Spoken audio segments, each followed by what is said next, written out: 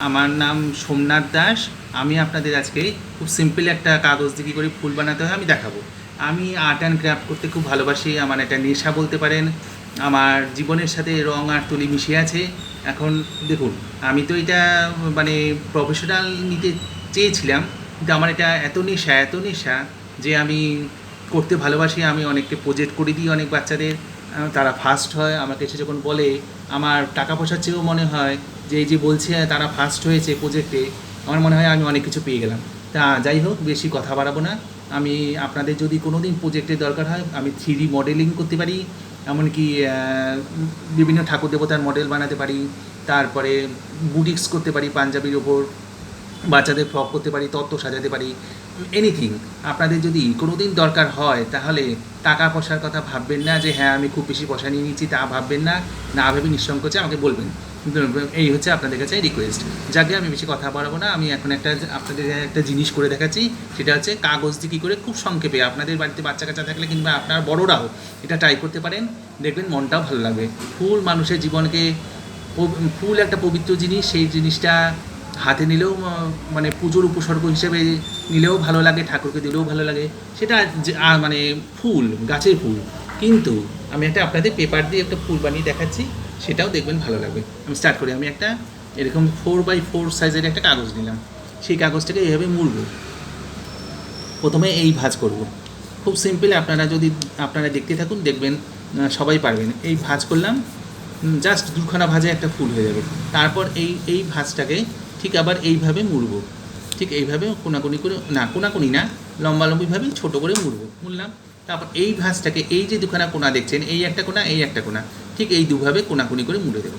ঠিক কোনাকুনিভাবে, এই দেখুন কোনাকুনিভাবে এই একটা মুড়লাম, ঠিক উল্টো পিঠে এই একটা কোণ মুড়ে দিলাম, এই একটা কোণ মুড়ে দিলাম, এই একটা কোণ মুড়ে দিলাম। তাহলে কি এরকম একটা ত্রিকোণের মতন একটা দেখতে হবে। আমি আরেকবার খুলে দেখাচ্ছি। এই একটা কাগজ নিলাম, কাগজটাকে ঠিক এইভাবে মুড়বো হাফ করে। তারপরে এই হাফটাকে, এই যে হাফটা লম্বাটা দেখছেন, ঠিক এই তার একটা হাফ করে দিলাম, গেল। তারপর এই যে দুটো কোণ দেখছেন, এই কোণ দুটোকে কোনাকুনিভাবে মাথা থেকে একদম শেষ পর্যন্ত মুড়ে দিলাম। তারপর এই পাশটা মুড়ে দিলাম, হয়ে গেল। এই একটা ঠিক এরকম একটা কোণ তৈরি হবে। তারপর ফুলের পাপড়ি কী করে করবো, এই কোণটাকে, এই কোণটা নিচের দিকে থাকবে সবসময়, এই কোণটা নিচের দিকে থাকবে, মাথা এই চওড়া দিকটা উপরের দিকে থাকবে। এইখান দিয়ে শুরু করে এরকম একটা ফুলের পাপড়ির মতো এঁকে দিলাম, এটা ফুলের পাপড়ির মতো এঁকে দিলাম। এঁকে দেওয়ার পর এটাকে ঠিকভাবে এরকম করে কাটবো, আর কিচ্ছু না, দেখবেন ফুল হয়ে গেল। ব্যাস এইভাবে কাটবো। সবসময় মাথায় রাখবেন, এটা যেন বাইরে বেরিয়ে না যায়, তাহলে কিন্তু পুরো পাপড়িগুলো কেটে যাবে। এটাকে একদম মিডিল পয়েন্টে রেখে পাপড়িটা কাটতে হবে। তারপর আমি একে এইভাবে কাছে দিয়ে কেটে দিলাম।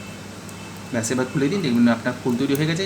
বানাতেও বেশি টাইম লাগে না, বাচ্চারাও ইন্টারেস্ট পাবে। আপনারা বড়োদেরও যদি কোনো দিন ফুলের দরকার হয়, দেখবেন বাইরে থেকে কিনতে গেলে কত দাম নেবে, কিংবা অনেক দূরে থাকেন আপনি, সেখানে মার্কেট অনেক দূরে, সে মানে আপনার খুব প্রয়োজন, এখন যেতে আসতেও তো খানিক টাইম লেগে যাবে।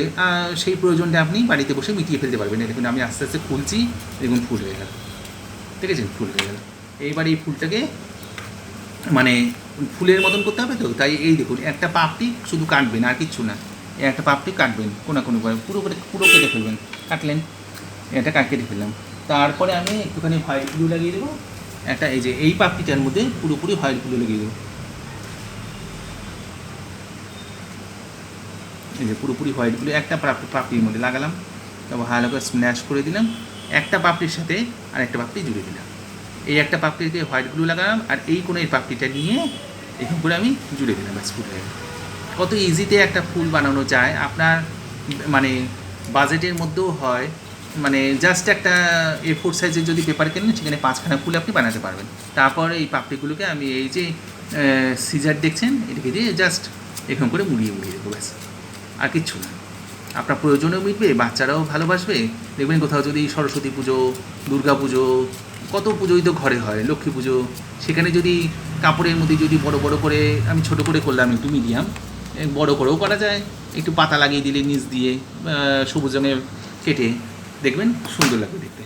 নমস্কার।